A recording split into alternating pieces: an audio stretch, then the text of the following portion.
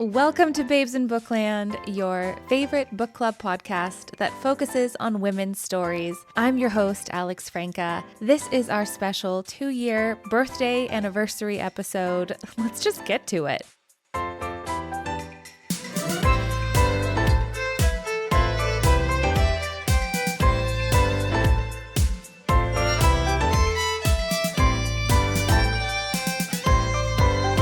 Wow. 2 years. We started in July of 2024, and what an adventure it has been. For this birthday episode, I thought it would be fun to go back and share a few snippets from a couple of my favorite conversations with my friends. I try my best to pair memoirs with friends based on their life experiences and their interests and just see what conversations happen. And it was really scary, I'm not going to lie, to reach out to some of my friends and ask them for their time and energy and to potentially read a memoir that they wouldn't be very excited about because nonfiction is not everyone's jam. But to my surprise, everyone said yes. And it was a really cool moment. And the conversations that came from these books have honestly changed my life. I've reconnected with friends that I haven't had a lot of time to have meaningful conversations with in decades. I've reconnected with friends that I haven't seen in decades. It's been this beautiful way to keep touch with everyone and also just have those deep talks that I think we all crave, especially as women. Are you feeling what I'm feeling? Does this experience resonate with you? What did you get from this book? And I have just been in complete awe of the vulnerability and the wisdom and the love and support that all of my friends have gifted me throughout this experience. Cut to last summer, Babes is a year old, and I get an email from a publicist about having her author on the show. And I thought, no, this is not what this show is, while at the same time, honestly feeling really guilty about asking some of my friends to read 4-5 memoirs a year and find time to chat with me about them, all while juggling their own life's responsibilities, kids, jobs, stressors, etc. And so I thought maybe I should say yes. Maybe this is an opportunity for me to explore a different type of episode for the show, and who knows what could come of it. So I said yes, and I had Kyla Yu on the show. She was my very first author chat. I had no idea what I was doing, but she was so gracious, and it was such a great conversation, and I really enjoyed reading her book. And then the emails kept coming, and then the DMs started coming. So many women have reached out to talk about their memoir on the show. I'm not able to say yes to everyone. That was also a lesson I had to learn because it's very hard to say no, but I'm working on finding the balance because I do really enjoy these book club episodes. I enjoy reading a memoir and talking about it with my friend and connecting about it. And I do also enjoy reading these memoirs and getting to talk to the authors about their experience writing it and living it. I'm getting over my imposter syndrome and I'm thinking, hey, maybe I sort of am an interviewer. But I think what makes this show so special is the focus on connection. Let's get to some clips. I think one of the most empowering takeaways from starting this podcast was finally saying things out loud, asking my friends, do you feel this way too? Did you experience this as well? This first clip is from a discussion on Lindy West's Shrill, and my friend Jamie and I are talking about the first time that we realized our bodies as young girls were different. She writes that when she was a young child, she was, quote, wholly myself, effortlessly certain, my identity still undistorted by the magnetic fields of culture. And I loved that quote. And it just made me realize, oh my gosh, you're right. There's this time in childhood where we don't know to pay attention to that stuff, or like it hasn't stamped on us yet. And we feel beautiful and wonderful in our bodies. I don't know when that changes. When do you feel like that changed for you? I feel like for me, it was around 4th or 5th grade, because that's when people started pointing out things about my body to me that like were negative things. But before that, I don't really recall, but I was just never was made to feel like any part of me was wrong until about like 4th or 5th grade. I think it was about 3rd grade when I had friends who were joining swim team, and I loved going to the pool, but I was like, I don't want to be on swim team and have to wear a bathing suit in front of everyone and all the Oh time. Like I just no. thought I had a little bit of a pot belly, and I was like, I don't know. My friends were all really twiggy. But why did you feel like your pot belly was, it just was different? And so therefore, Yeah, different from the friends that I was hanging out with, I think. But I also, hearing you say fourth and fifth grade and me saying third grade, I think, when you're around age 10 or so, like that's when female bodies and male bodies start to take shape in slightly different ways, right? yeah. More so the female development. Like we remember that fourth grade talk of like, this is what a period is, right? That we all had to have the nurse come talk to us. It was super awkward. And Yes, I remember watching that video. and then when your female body starts to look different, you get little ant bites, I'll call them. I think had to start wearing a training bra or sports bra around fourth grade because at that point it Ah, wasn't flat anymore. And so some girls start their period that young. Like when those bodies changes start to happen, whether to you or the females around you, like I think that's when you start to realize like, oh, I'm not just a human, I'm a female human, and that means something to society. yeah. It's weird as a woman when it feels like your body betrays you. And this is a clip from Alison Landa's Bearded Lady, where my friend Misty talks about her own infertility journey.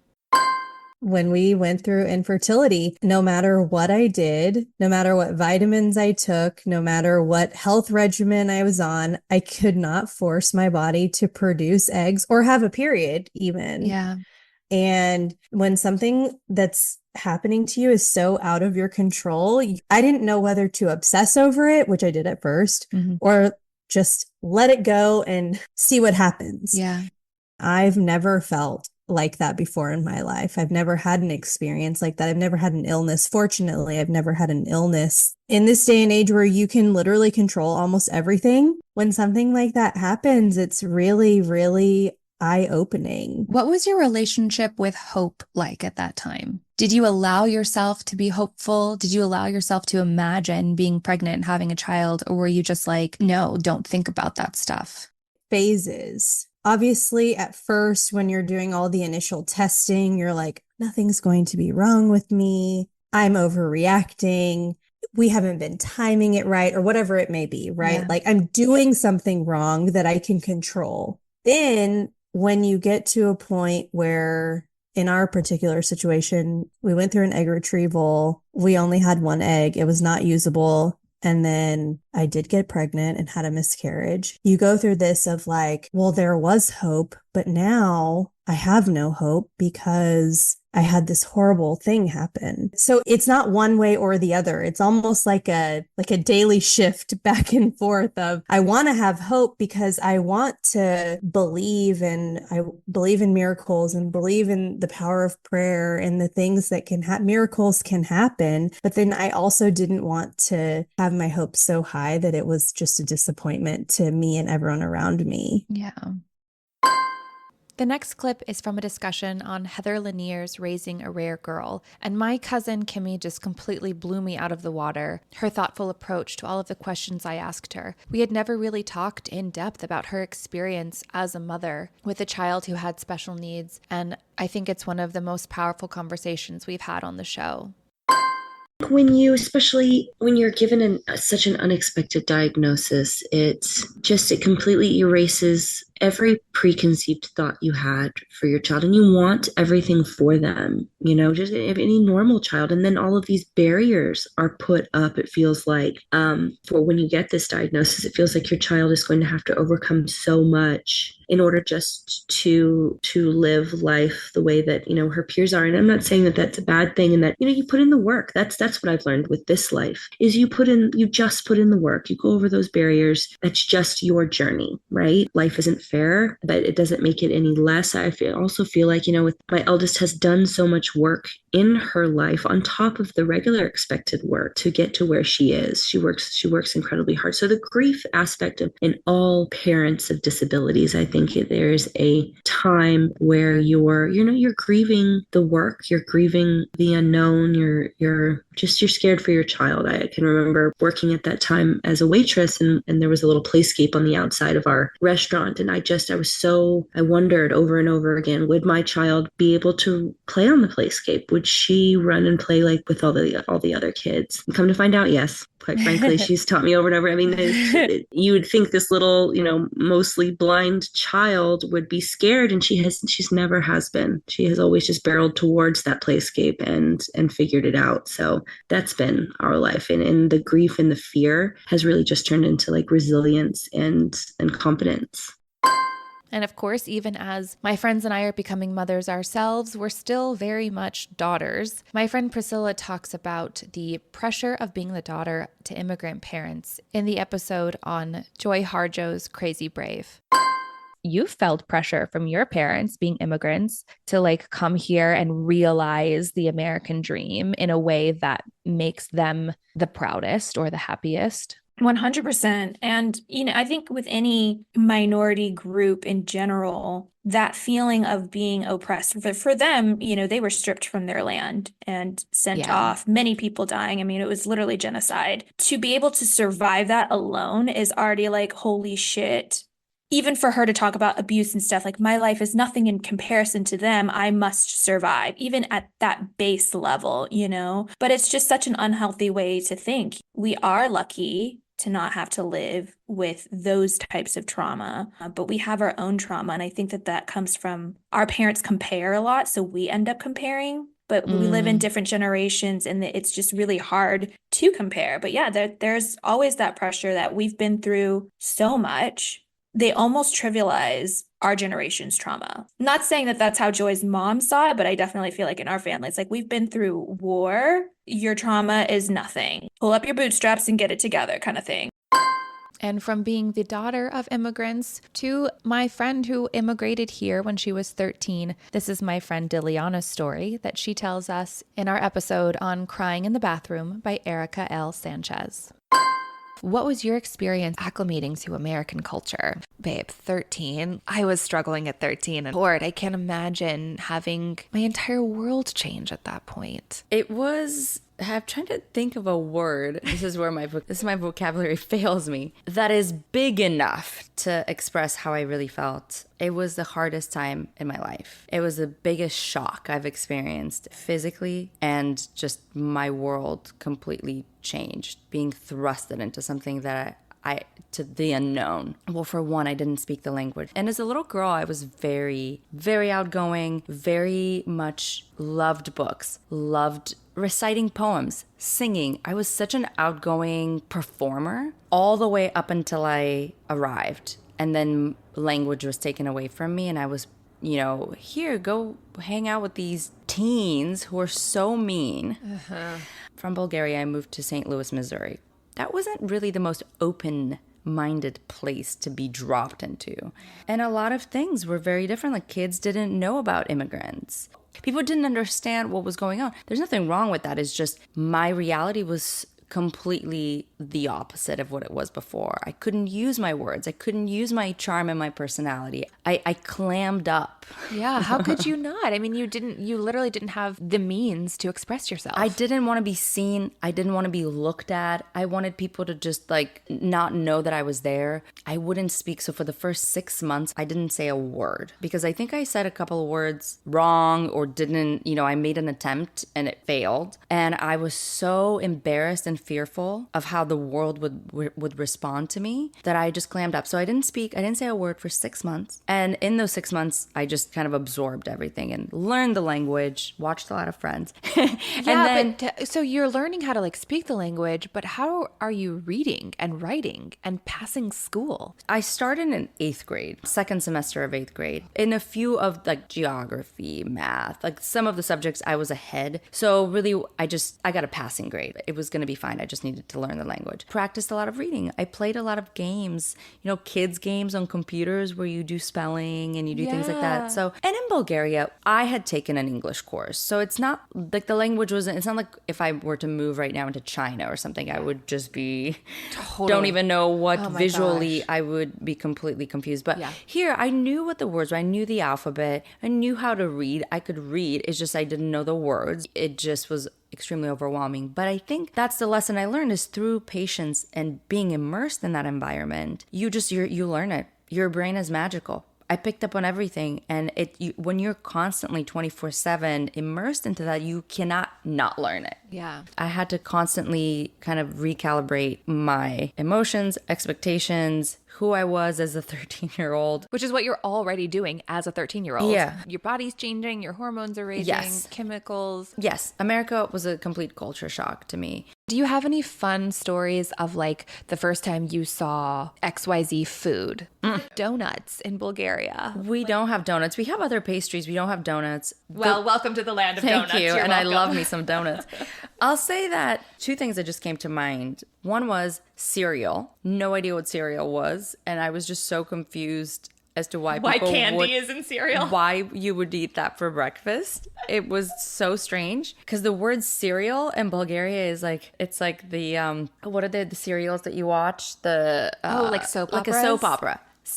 The word cereal Yeah. is used for soap opera in Bulgaria. Interesting. So I remember coming here and people were like, do you want a cereal? And I was like, I am okay to watch cereals right now. But then I realized it was cereal, and you put cold milk on it, and that's the other thing is we don't really drink cold cow's milk. So those things combined were just very strange to me. I can appreciate a good bowl of cereal these days. Yeah. But that was weird.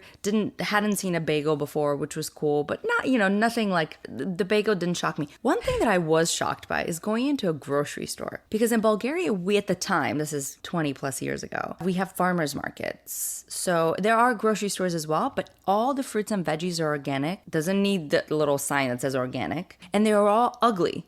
They look ugly. They're organic. They're not polished. I remember walking into a grocery store here, and you saw the mountains of apples, perfectly polished. You could see your reflection in the wax, and these beautiful vegetables that were almost felt plastic. And that was a really, really big shock to me. And just how plentiful and abundant the grocery store was. There was not everything was there. Everything at your fingertips. I grew up. Bulgaria was a communist country, so right when I was born, it's basically the fall of communism. And even when I was little, food wasn't just something that everybody had a lot of. They would give you these coupons, and you'd have to line up to get bread with your coupon. You couldn't just buy, I couldn't go to a store and say, I want 7 loaves of bread. I only had to buy 1 right now. That's all I was allowed to buy, and I had to wait in line for it. The relationship that people have with things and food here in America is completely different than the way we have it in Bulgaria. There, it's just like you only take a little bit, you share it, you make food last as long as possible. And here it's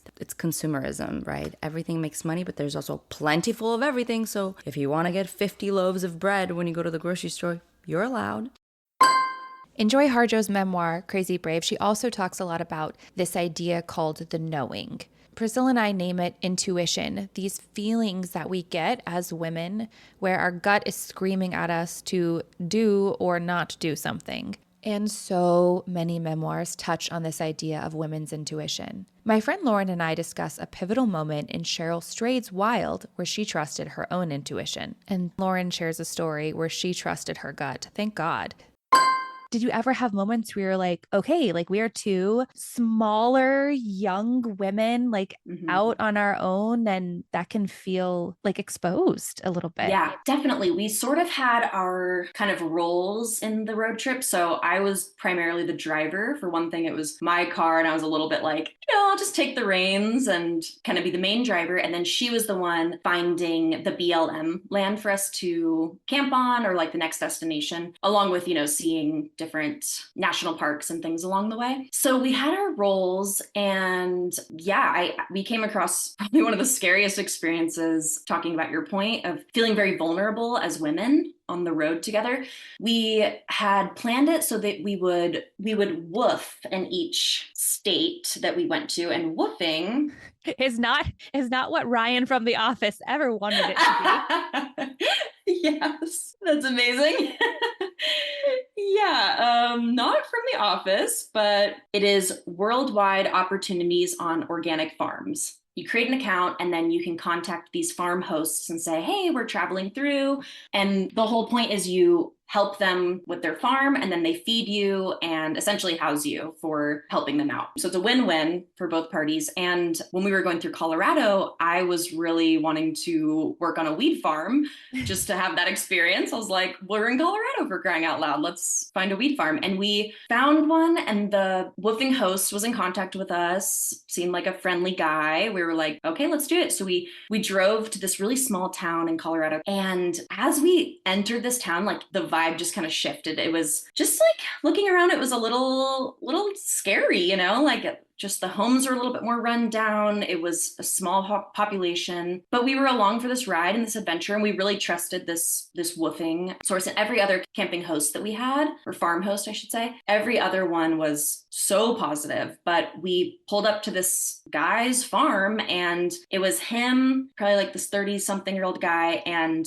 probably 4 of his friends. And they did not have a functioning weed farm that we thought we'd be clipping weed and enjoying ourselves. It was completely run down. They didn't have any kind of vegetables growing, and they said the deer had just eaten them the night before, and it was a functioning farm, you know, just 24 hours ago. And then we show up and it's not. And the guys that were hosting the farm seemed to be on some hard drugs. Like they were honestly nodding out in front of us, and they had really scary dogs. And, you know, we just felt that intuitive feeling that Cheryl talks about in the book, that like just women know when they're in an unsafe situation. Yeah. And it really had nothing to do with the lack of vegetables on the farm or anything that we expected. It was just this energy from the guys that were hosting the farm. And, you know, if I like wrote a transcript on the things they said, everything was normal, but it was just this vibe that we picked up on that was like, we're not safe here. They offered to let us like sleep in their house, and, oh, you can set up your sleeping bags on the ground in here. And we were like, no, we're going to stay in a tent. That's what we've been doing at the other farms. And, you know, they're kind of pushing for that. And we spent about 2 hours there just sort of getting a feel for things. And then Claudia and I honestly gave each other this look that was just known between us. And we said, let's get out of here. You know, let's just completely leave. This is part of this road trip, is that we have the freedom to do whatever we want. We do not owe these men anything. Oh, I love that. So it was so honestly the scariest experience, but like one of the most liberating at the same time. So we told them we were going to go to town to get some groceries, and they're like, great, we can go in our truck and we can all drive together. No, we have to get some other things for camping, so we're going to take our own car. And we just left. And an hour or two into the drive, once we were completely out of that town, we did text the woofing host and said, hey, we changed our minds, we won't be returning. And he literally just responded, word. Like, it was just, again, like not a threatening situation, but just something we did not need to stick around for. Yeah. God forbid. One of the beautiful things about reading memoirs and reading books and educating yourself and learning about other people's experiences are the questions that they leave you with to reflect on. This show is basically about asking those questions. And one question that has come up time and time again is, what does feminism mean to you? Here's my friend Kate's answer in our episode on Striptease by Kate Flannery. What does feminism mean to you? Ooh, heavy question. I know. Sorry. That's a toughie. So this is on my mind a lot, actually, and partially because I'm in a career that is so female dominated. I mean, speech pathologists were like 95% female, which you would think that you wouldn't necessarily have to consider feminist issues if you're just around other women all the time. And yet we're so impacted by it because through the influence of like the patriarchy and what the value traditionally has been on like a pink collar career, like teachers, nurses, speech pathologists, you know, we are just horrifically underpaid for the amount of, you know, work that we do, the level of education required, ongoing continuing education required. What I have come to decide about feminism is I think it's about like putting women first, essentially, or at least side by side with men in society, you know, giving us and what the typical types of issues, needs, equal value, and our talents equal value. You know, why should a childcare worker make $10 an hour when they're raising the children of the future, you know, during probably some of the most critical time periods of their lives? Kind of tying that back to the book, I guess, just making sure that the woman's experience woman's is prioritized as much as the man's, and whether it be in a professional dynamic or a relationship dynamic, which to me, in this book, it seemed more like the women were used, I mean, as pawns, truly. 1,000%. They were given very, very little value when you look, when you get into the nitty gritty and actually see what was happening They were behind the scenes. given little value, but told they had more value than was actually being reflected in the way that they were being supported, financially compensated, all of the above. Needs are not being reflected. They're not being supported because the people making the decisions are not women. No, and they're prioritizing the male experience. You think about lack of federal family leave, the outrageous cost of having a baby in this country. I mean, childcare, the cost of childcare, like everything is basically set up to drive a woman out of work because it's so expensive, or to prevent, which we actually know there's like a major national fertility crisis. Fertility meaning, that births are just going down because, I just think people can't afford it. Women can't afford it. And I think more so, increasingly, women are less willing to make those kinds of sacrifices. Yeah, because they're like, wait, what's in it for us again? Right. Unconditional love for my child. That's wonderful. And you and I have children and we love them, but like, have to eat. Yeah, there are other things that you have to do in order to not just survive your life, but live your life. Right. I think too, there's an aspect of feminism that is about individual choice. True feminism is a woman doing whatever is best for her in her current situation and not projecting onto other women. Yeah, totally. Tying that in with like, there's always this ongoing battle of stay-at-home moms, working moms. Which one it's whatever works for the woman, and she should be empowered to do whichever one is going to be best for her. But like, to me, that also includes, okay, if a woman is going to stay home with her child, how is she going to be financially like cared for and compensated? Like there has to be some sort of, because for so many years, like I know many of my mom's friends have gotten divorced over the years and they were stay-at-home moms. And if, there wasn't a ton of money in the divorce settlement, they're going back to work in their 60s. It's like there was no financial security available to them. And that is just horrendous. And of course, that clip is a perfect segue into my friend Paige's experience as a woman working in a male-dominated field. She talks about it in our episode on Hope Jaren's Lab Girl. Have you ever felt like your value has been questioned because you are a woman in your workplace? All this talk about DEI hires and, all the companies are rolling it back now because all these people were only hired because of the color of their skin or because of their gender, instead of the fact that like maybe they actually were the best for the job. Like, have you ever had that moment where you came up against that? What I feel is that in my jobs, when I've had essentially 2 jobs at 2 companies. When I started those jobs, I had to work harder to gain the respect and trust than I would have, than I thought, or that I think my male counterparts had to work in order to get that. Even if you were at base level more qualified or had better grades, just because basically you have 2 boobs and a vagina. Yeah. I just feel like you have to work harder to kind of get over that hump if you're a woman. And that's just the reality that we're living in right now. And the good thing I see is that our generation, millennials, and I don't work with anybody who's in Gen Z, but Gen Z is entering the workforce now as well. I have not felt that with my millennial coworkers as much as I have felt that with the older generation of coworkers. So maybe the tides are changing. Even the women. Yeah. And the women want you to fall into a certain type of role and persona as well at the office. We've struggled just as much, if not more, with the older generation of women in the office. And part of it is, we struggled and we went through this, so you've got to go through this as well. And then part of it is just ingrained misogyny. Yeah, I think so. Yeah. And the way that they do things is not the same way that we do things or conduct ourselves or interact with our coworkers. It's tough for them. Another question that I'm constantly asking my friends, why are you the way that you are? What are your core beliefs? Here's what my friend Colleen said in our episode on The Order of Things by Sarah Gormley. it's interesting about core beliefs. I mean, if it's what the message that you're receiving, right, from home, like from day one, so to speak, I suppose my core beliefs about self was that I was expected to be fun and lovable all the time. Wow. How did you come to that conclusion? I mean, that's because I think the studious and serious roles were already taken by the time I came along. Interesting. And when you come, I have 2 siblings. I have 2 older sisters who are both, lovely, as you know. You know them both very well. I just feel like I was the stereotypical child, the third child who came to party. Interesting. I was the one that came to like shake things up. I'm pretty sure I was not planned. I'm pretty sure of that. Not that they would have ever told me that one way or the other, why would they? But I also truly believe that we are who we are already from day one before any of those other external factors have a chance to set in.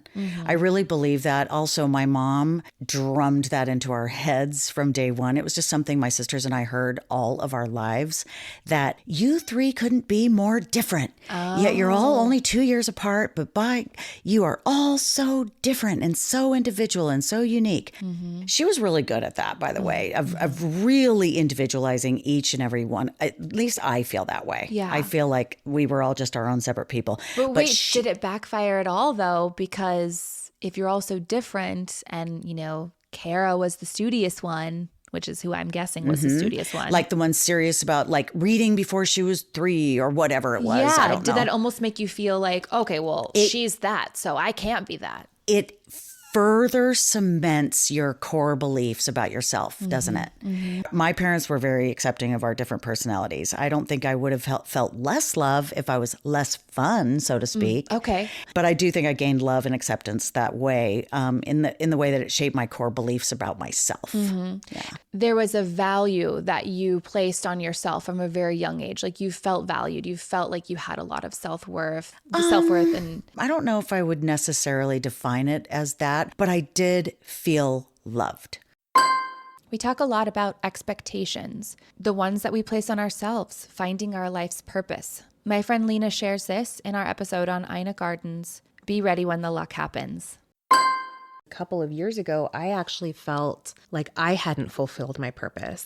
And I got into a really low funk. I mean, I, would have these feelings of just, you didn't accomplish what you should have accomplished. You didn't reach your full potential. Just this little voice in my head, just telling me that I maybe didn't deserve the family that I have now. And my siblings are all quite accomplished in their careers and thriving and doing well. And I just felt like I had squandered my opportunities to be more than just a dental hygienist or be more than, just your average, girl. And those are, tough feelings to overcome. I sought therapy for it, and I can say now I came out the other side and, I'm not just a dental hygienist. I'm a really damn good dental hygienist. Yeah. And I've got... You're not just a girl. I'm not just a girl. I'm a woman, damn it. Yes. And you're an incredible mother and you're a compassionate human being. Thank you. But you have to realize these things about yourself. Yes. Yeah. Yes. And I do. I'm an incredibly empathetic person, and sometimes my empathy gets the better of me because I'll, be on social media and I'll break down crying because I'll see all these things that are happening. Yeah. But no, I think that deserves a spot in this world and in my family. And, I bring ideas to my husband that maybe he didn't think of because he's maybe not as empathetic as I am. So yeah, there is purpose for all of us, and finding that purpose is real, and it is a journey for sure. And it's an important one. Yeah. There's expectations to handle things a certain way when we're faced with difficult moments in life. Here's what my friend Lizzie had to say in our episode on You with the Sad Eyes by Christina Applegate. So having gone through a similar bout with cancer myself, I think that in order to get through what is arguably going to be one of the worst times of your life, it really does come down to survival and doing whatever you have to do to survive. Oftentimes you feel pressure to push through it and be strong and be a beacon of hope for others. A warrior princess, if you will, is what I called myself. However, that can be damaging in the long run because you're not truly dealing with or fully feeling the weight of how dire the situation is.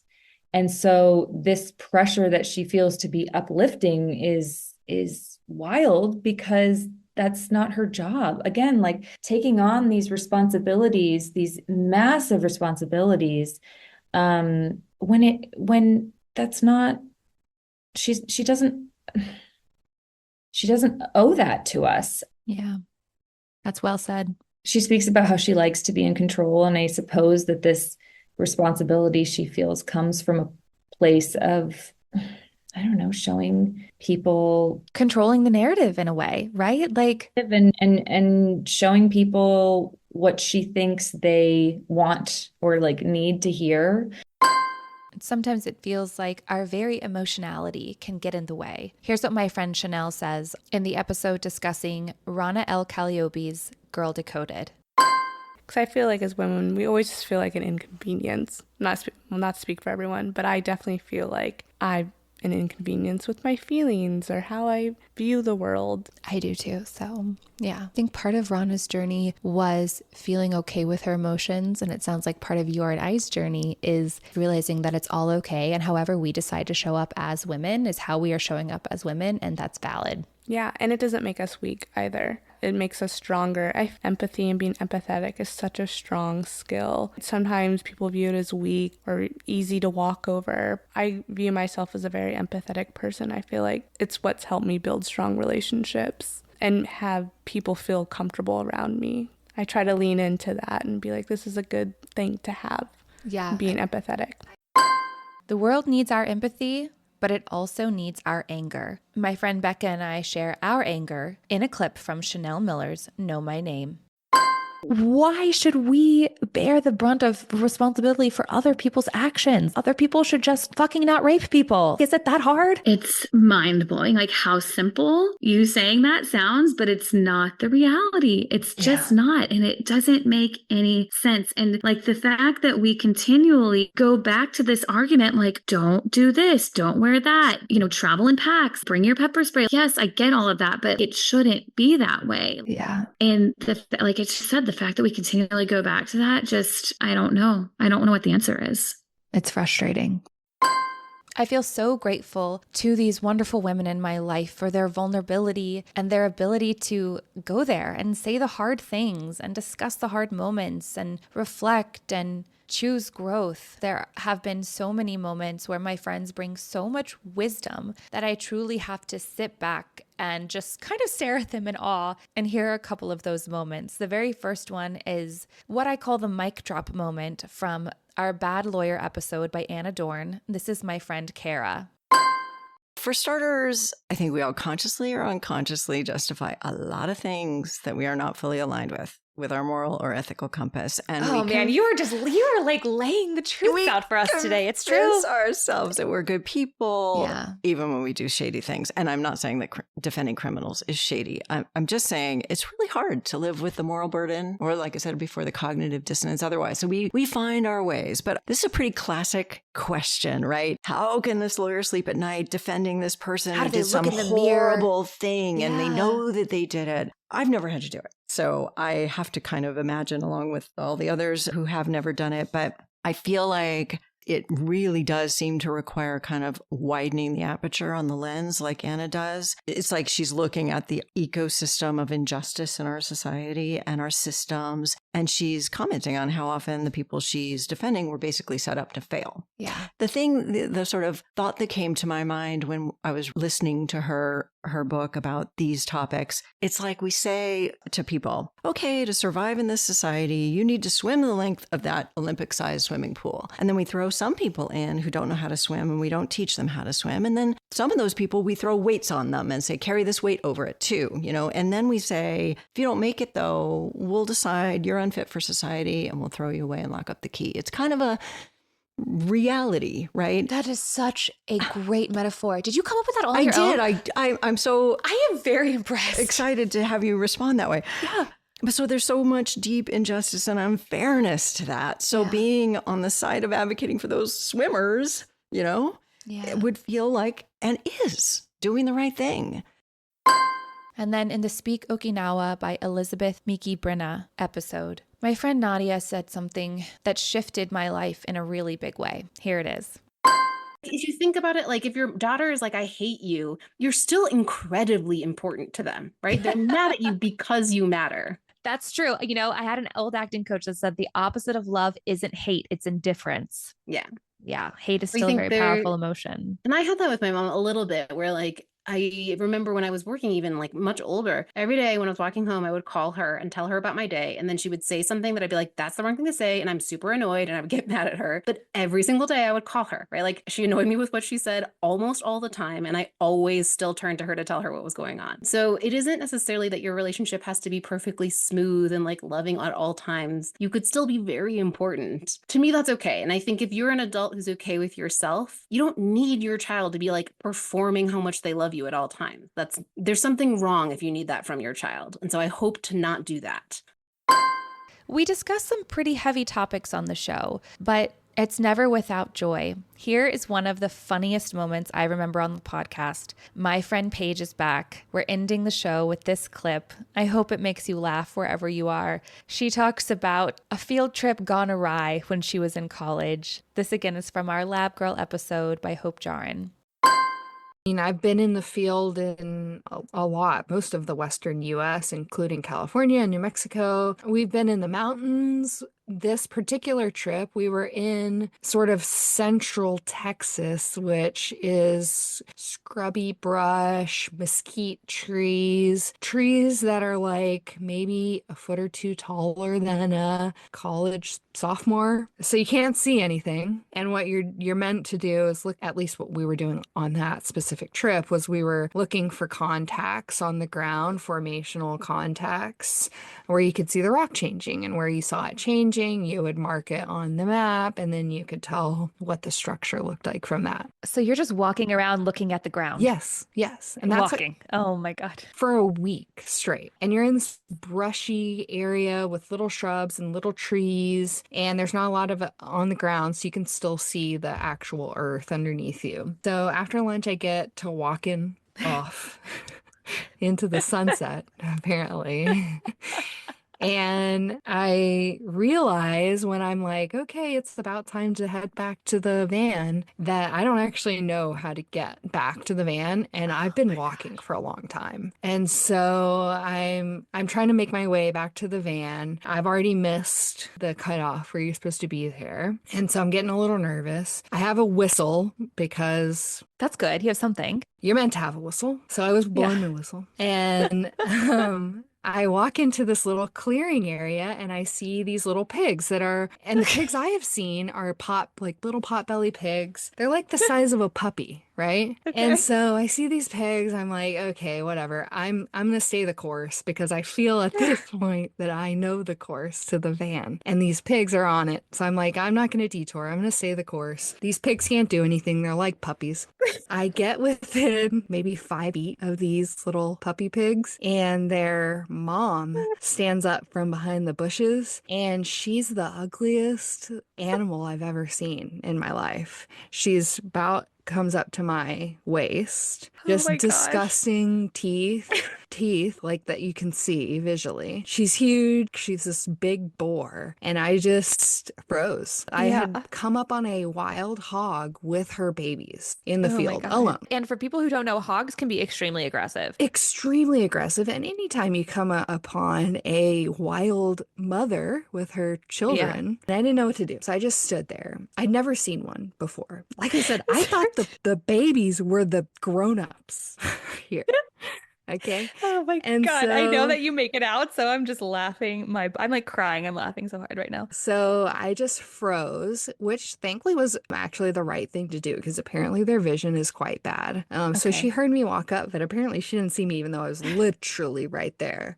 So they then scamper off. They leave. Okay, good. But I was terrified, obviously. I was crying now as well. I had a pocket knife in my backpack, so I got my pocket knife out. Not that I could do anything with it. Opened it, while I was walking because I'm like, I'm not going to have time to open this if I come across anything else. So I had it open in front of me, like Indiana Jones going into a tunnel or something. And I'm walking and it's getting dark. Like it's getting dark. And this area, I guess, was maybe a hunting lease or something because there's deer blinds. So I was, deciding at what point I would get into the deer blind for the night. And a deer blind is kind of like a tall tower that is like a little man-made treehouse situation. Yes. For people who don't know. Yeah, which thankfully those were there. That actually gave me like some comfort that like I could get into the deer blind. So I was walking anyway, blowing my whistle with my knife out, and finally I hear my professor. And so he comes on me. I'm still crying, and I've probably been crying for an hour. It probably took me another hour after I came onto the pigs. It's dark. So I'm crying. I've got my pocket knife, and he comes up and he's like, "Let's put the knife away." He's like, "Are you okay? What happened?" Now I'm like, okay, stop crying. I'm like, all right, I'm out of geology. I will not be here tomorrow. Please, we need to find a way for me to get home. I'm not doing this again. And he's like, okay, let's get to the van. So we get to the van. I'm humiliated as well because the rest of the class is waiting at the van, and they've been waiting for a long time for me. Yeah. Went back to the hotel.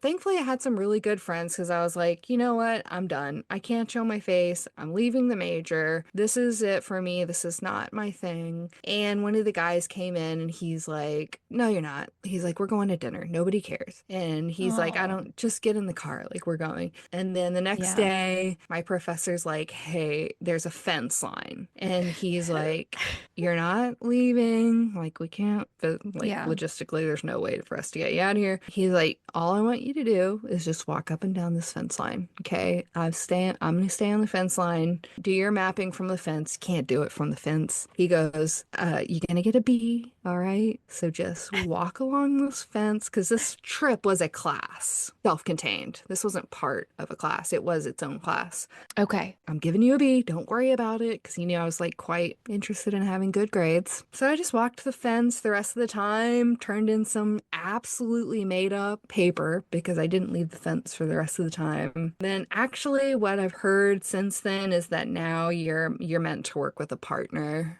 in the field and have a compass maybe. Yeah, well, I had a Can compass. You keep your phone on you at this point? I had a phone, but there's no service out there. I had someone because that was my sophomore year, and then I stayed through in the same department and got my master's. And so years later, I actually had someone tell me that story of the girl who got lost and ran into the pigs. I was like, oh yeah, that's actually me.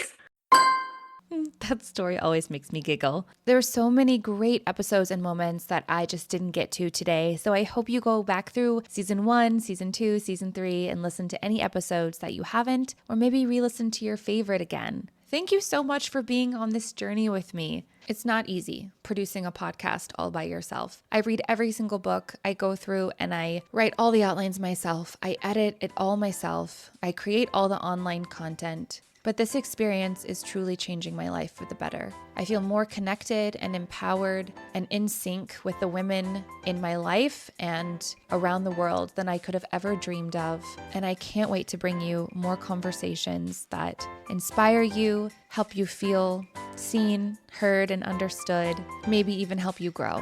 And as always, if you're a fan of the show or this episode, please rate and review us wherever you podcast or send it to a friend. Thanks for listening. I really appreciate you.